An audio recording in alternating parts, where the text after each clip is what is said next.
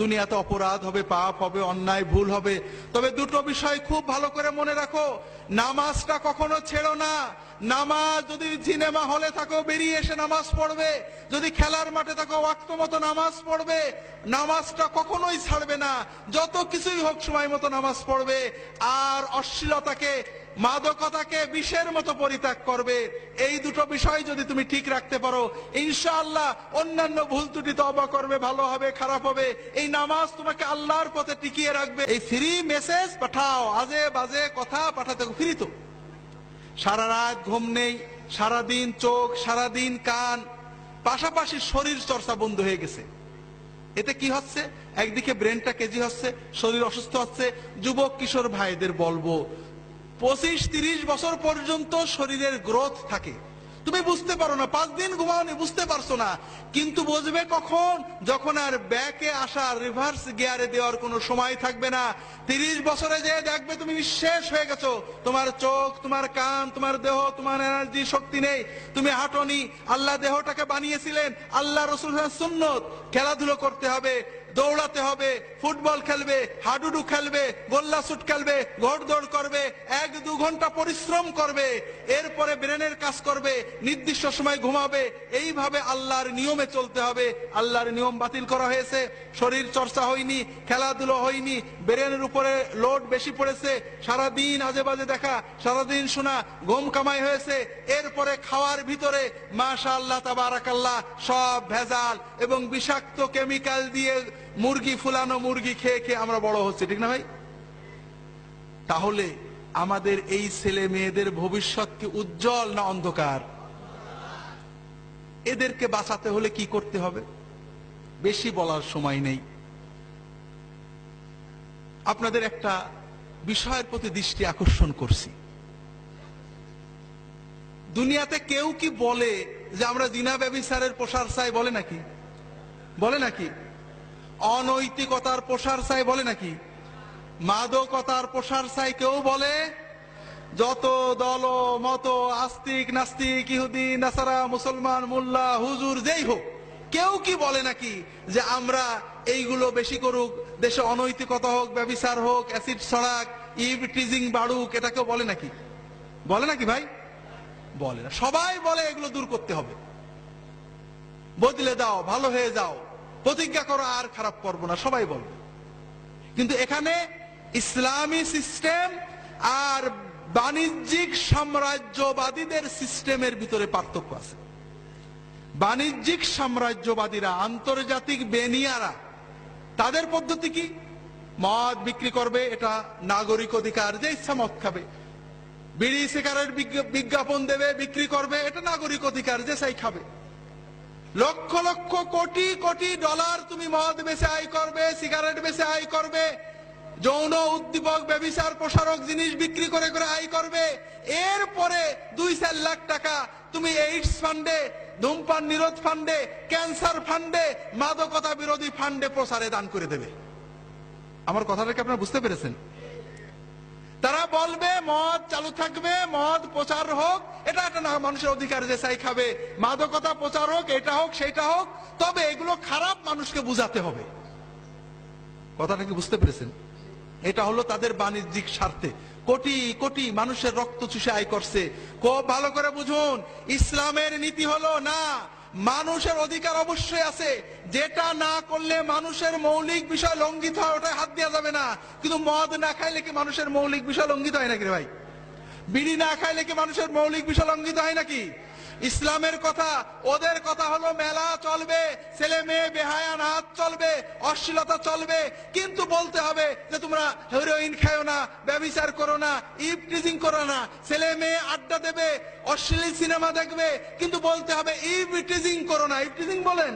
Eve teasing মানে হলো মেয়েদের উত্তক্ত করা, কোন মেয়েকে খারাপ বলা। আমরা বলবো সিনেমা চলবে, উত্তক্ত করার ছবি চলবে, ভিলেনদের চিত্র দেখবে, অশ্লীল ছবি দেখবে, নাচ গান দেখবে, মেয়েদের সাথে ফুর্তি করবে, তবে কোন মেয়েকে তুমি বাজে কথা বলতে পারবে না। হবে নাকি ভাই? এটা তুমি সব করবে, সিনেমায় হিরোইনদের মদ খাওয়া দেখবে, তবে তুমি নিজে কোন হিরোইন টিরোইন খেও না। হবে নাকি? হাজরিন, ইসলামের নির্দেশ হলো এই সমস্ত বিষয়ের রুট কজকে বন্ধ করা, অর্থাৎ মাদকতা রোধ করো, মদের প্রসার রোধ করো, মদকে নিষিদ্ধ করো, ধূমপানকে নিষিদ্ধ করো, যেটা অশ্লীলতা ছড়ায় এগুলো নিষিদ্ধ করো। সমাজের আমাদের যুবক কিশোরেরা তাদের রক্তের উন্মাদনায়, রক্তের মাদকতায় যেন ওর ভিতরে ঢুকে না পড়ে, কারণ একবার ঢুকে পড়লে বেরিয়ে আসা তাদের জন্য কঠিন হয়ে যাবে, ঠিক না ভাই? আমি আপনাদের অনুরোধ করব, যারা সমাজের নেতৃস্থানীয় আছেন, আল্লাহর হস্তে বলছি, একদিন আল্লাহর কাঠগড়ায় আমাদের দাঁড়াতে হবে। খুব ভালো করে বুঝুন, আল্লাহ কোরআন কারিমে বলেছেন, ইন্নাল্লাযীনা ইউহিব্বুনা আন তাশিআল ফাহিশাতু ফিল্লাযীনা আমানু লাহুম আযাবুন আলীমুন ফিদ দুনিয়া ওয়াল আখিরাহ ওয়াল্লাহু ইয়ালামু ওয়া আনতুম লা তা'লামুন। যারা ভালোবাসে, পছন্দ করে যে মুসলিম সমাজে, মুসলমানদের ভিতরে অশ্লীলতা, বেহায়াপনা ছড়িয়ে পড়ুক, প্রসারিত হোক, তাদের জন্য দুনিয়ার জীবনে রয়েছে যন্ত্রণাদায়ক শাস্তি এবং আখিরাতে রয়েছে যন্ত্রণাদায়ক শাস্তি। আর আল্লাহ জানেন, তোমরা জানো না। আমি আপনাদের বলবো যে এই যুবক কিশোরদের ঈমান রক্ষা করার জন্য, আমাদের আগত প্রজন্মগুলোকে অশ্লীলতা, বেহায়াপনা, অবক্ষয় থেকে রক্ষা করার জন্য শুধু নসিহত নয়, মেকানিজম তৈরি করতে হবে, আদর্শ স্থাপন করতে হবে, তাদেরকে ভালোকে উৎসাহ দিতে হবে, খারাপ থেকে নিষেধ করতে হবে, নিরুৎসাহিত করতে হবে।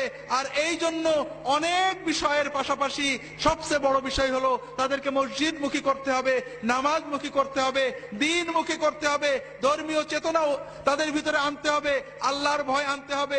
বিশ্বাস করেন, এই নগ্ন সমাজেও অনেক ছেলে মেয়ে আছে শুধু একমাত্র মাওলানা সাহেবের কথায় এখনো সে নিজেকে পবিত্র রেখেছে, এখনো নামাজ পড়ে আল্লাহর পথে থাকতে চায়। তার পিতামাতা তাকে ছেড়ে দিয়েছে, তার স্কুল, তার প্রতিষ্ঠান, তার সকল প্রচার মাধ্যম তাকে পাপের পথে থাকে, বাবের দিকে তাদেরকে আহ্বান করে।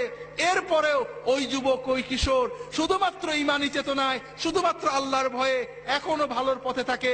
এইরকম শত শত হাজার হাজার যুবক আমাদের দেশে রয়েছে, হাজিরিন। কিন্তু এরা কতদিন থাকবে? চারিদিকে চারিদিকে ঈমান চোর কারখানা খোলা হয়েছে, বাঁচাতে হবে। হাজিরিন, এই বাঁচানোর, আমার ছেলে, আপনার ছেলের ঈমান বাঁচানোর দায়িত্ব আমাদের সরকারের, ঠিক না ভাই? ছেলে কার? আর আমার ছেলের ঈমান বাঁচানোর দায়িত্ব সলিমউদ্দিনের বাপের, নাকি কার? আমার ছেলের বাপের, ঠিক না? পরের ঘাড়ে দোষ দিয়ে আল্লাহর কাছে বার হবেন না। দুনিয়ায় হয়তো লিখসার দেওয়া যাবে। বড় আফসোস লাগে, আমাদের মুসলমান অভিভাবকেরা, ঢাকা শহরের মানুষেরা সারাদিন ব্যবসা করেন, চাকরি করেন, অবসর সময় টিভি দেখেন, ক্লাবে যান, কিন্তু ছেলে মেয়েদেরকে সময় দেন নাকি? দেন নাকি ভাই? আল্লাহর হস্তে বলছি, আমি শেষ করে দেব। ছেলে মেয়েদের সময় দেন।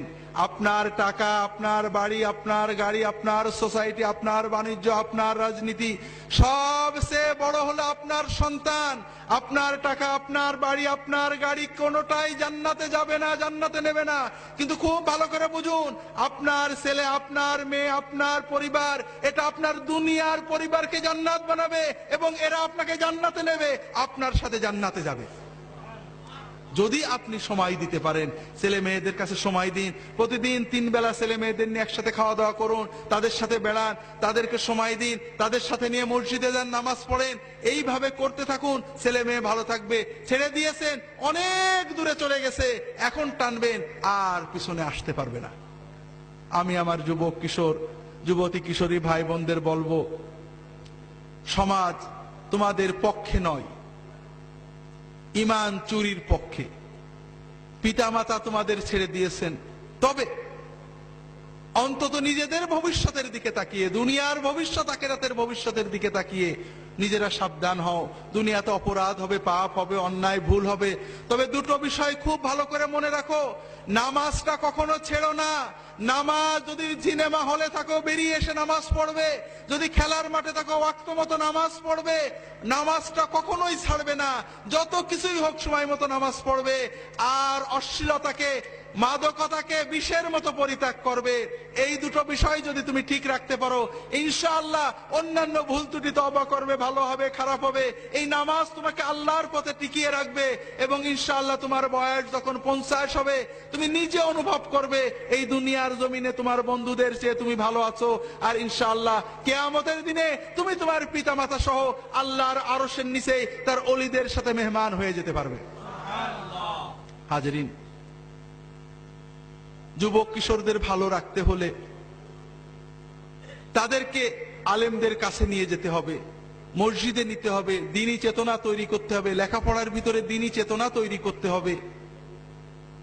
এগুলো সবই দরকার। আমরা শুনছি, ভালো করে জানি না। আমাদের দেশের নতুন শিক্ষানীতিতে ধর্মীয় শিক্ষা নিয়ে নানান কথা হয়। আমি নিজেও পড়েছি শিক্ষানীতি কিছুটা। আমার বিশ্বাস হয় না যে বাংলাদেশের সচেতন রাজনীতিবিদগণ ধর্মমুক্ত কোন শিক্ষা কায়েম করতে চাবেন। কারণ আমাদের দেশে যতটুকু নৈতিকতা আছে, দুর্নীতি মুক্ত যে কয়জন মানুষ আছেন আপনারা স্ট্যাটিস্টিক করে দেখেন, তারা একমাত্র ধর্মীয় কারণে। যে ডিসি দুর্নীতি করে না, যে এসপি দুর্নীতি করে না, যে অফিসার ঘুষ খায় না, যে কর্মকর্তা অন্যায় করে না, যে ডিসি ঘুষ খায় না, যে জজ সাহেব ঘুষ খায় না, আপনি বিচার করে দেখুন কোনো না কোনো ভাবে, হয় পারিবারিক ভাবে, নইলে হয়তো তাবলীগ জামাতে যে, নইলে হয়তো কোনো পীর মাশায়েখের দরবারে যে, নইলে হয়তো মাদ্রাসায় পড়ার কারণে ওই ব্যক্তির ভিতরে যে ইমানি চেতনা আছে, শুধুমাত্র ওই ইমানটাই তাকে দুর্নীতি থেকে বাঁচিয়ে রেখেছে, অথবা অনেক দুর্নীতিবাজের ভিতরে তাকে অন্তত কম দুর্নীতিবাজ করে রেখেছে। আপনারা কি বুঝতে পেরেছেন আমার কথাটা? কাজেই ধর্ম, নৈতিক বোধ, আল্লাহর ভয়, আখিরাতমুখিতা যদি আমাদের ছেলে মেয়েদের ভিতরে না থাকে, তাহলে এদের ধ্বংস আমরা রোধ করতে পারবো না। ইউরোপ আমেরিকার মানুষেরা এখনো ধর্ম শিখায়, একেবারে শিশু শ্রেণী থেকে ধর্ম শিক্ষা রয়েছে সেখানে। তারা অনেক ভুল করেছে, তারা ব্যাক করছে। যারা ধর্মকে বাদ দিতে চেয়েছিল আবার ফিরে আসছে, ধর্ম বাদ দিতে যে নিজেরা বাদ পড়ে গেছিলেন। আমরা তাদের ওই ভুলের পুনরাবৃত্তি করব না। আমাদের ছেলে মেয়েদেরকে সত্যিকারের নৈতিকতা, দ্বীন, ঈমান, আচরণ, আখলাক শেখাবো, মসজিদে নিয়ে যাব। আমরা অনেক নৈতিকতা শিখাই। আমার খুতবার বইয়ে আপনি এক সময় লিখছিলাম, রেডিও টেলিভিশনে দুর্নীতির বিরুদ্ধে বড় বড় প্রোগ্রাম হয় না ভাই? হয় নাকি? বিশেষ করে আমাদের গত তত্ত্বাবধায়ক সরকারের সময়ে কোটি কোটি টাকার প্রোগ্রাম হতো, দুর্নীতিকে না বলুন, আছে না? এইসব কোটি টাকার প্রোগ্রাম শুনে কেউ কি দুর্নীতি বন্ধ করেছে? করেছে নাকি? করে না। কারণ যারা এইসব লেকচার দেন, দেখা যায় তাদের পারেই মানুষের কোনো আস্থা নেই, তারাই নিজেরা দুর্নীতিতে লিপ্ত।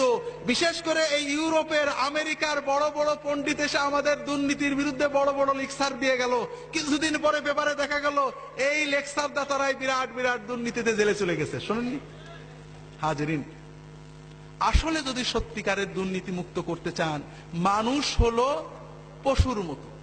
মানুষের ভিতরে পাশবিকতা আছে, পশু প্রবৃত্তি আছে। একজন পশুকে যদি আপনি সামনে নিতে চান, দুটো জিনিস লাগে। কয়টা জিনিস? একটা হলো ভয় আর একটা হলো লোভ। এই দুটো জিনিস লাগে। মানুষেরও দুটো জিনিস লাগে, একটা ভয় আর একটা কি? লোভ। আপনি যদি দুর্নীতি দমন করতে চান, সুশীল সমাজ গড়তে চান, সুন্দর সমাজ গড়তে চান, লোভ এবং ভয়কে উজ্জীবিত করতে হবে। সেই লোভ এবং ভয় বিবেকের হতে পারে, সমাজের, রাষ্ট্রের আইনের হতে পারে, আল্লাহর হতে পারে। বিবেককে বুঝ দেওয়া যায়, আইনকে ফাঁকি দেওয়া যায়। ইউরোপ আমেরিকাতে দুর্নীতি কম আছে আইনের শাসনের কারণে, আইনের কারণে। কিন্তু আমাদের দেশে আমরা আইনকে যে ফাঁকি দেওয়া যায় সবাই জানি। দুর্নীতিতে 50 বছরের শাস্তি, পরের কেসে দেখা যাচ্ছে 0 হয়ে যাচ্ছে। হচ্ছে না ভাই? কে যে দুর্নীতিবাজ আর কে যে ভালো, আল্লাহ তাআলা ছাড়া আমরা কেউ বুঝে কুল পাইনি, ঠিক না? হাজরিন, ভয়, আইনের ভয় দুর্নীতি দমন করে কিছুটা। যে দেশে আইন খুব কঠোর আছে, প্রকৃত দুর্নীতি দমন করে আল্লাহর ভয়। কিসের ভয়? যখন বান্দা জানে যে আইনকে ফাঁকি দেওয়া যাবে, ফাঁসির দড়িকে পাল্টে দেওয়া যাবে, জজের রায়কে পাল্টে দেওয়া যাবে, রাজনৈতিক প্রভাব কাটানো যাবে, কিন্তু আল্লাহর চোখে ফাঁকি দেওয়া যাবে না। আমি যে অন্যায় করেছি আল্লাহ দেখেছেন, আল্লাহ আমার উপরে, আমার আওলাদের উপরে গজব দেবে, আমাকে আল্লাহর কাছে জবাব দিতে হবে। যখন বান্দা বোঝে যে আমি যদি ঘুষটা না খেয়ে সবর করি, আল্লাহ বরকত দেবে, আল্লাহ আমার আওলাদে বরকত দেবে, সম্পদ বাড়িয়ে দেবে, এই একমাত্র সবর, একমাত্র আল্লাহর কাছে পুরস্কারের লোভ, আল্লাহর কাছে শাস্তির ভয়, এটাই প্রকৃত নৈতিক নীতিবান দুর্নীতি মুক্ত মানুষ গড়তে পারে।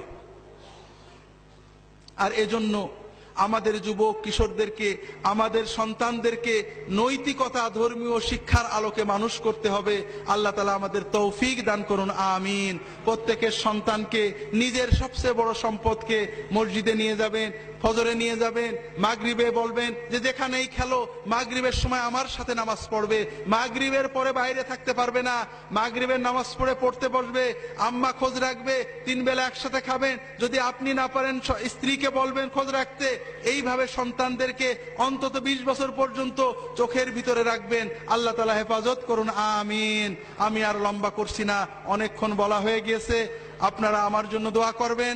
আমার লেখা বইগুলো আছে, মুখে যে কথা বলি সব কথা ঠিক থাকে না, এক কথা থেকে আরেক কথা চলে যায়। আমার লেখা বইগুলো ওই গেটের কাছে আসুন্নাহ পাবলিকেশনসের স্টলে আছে।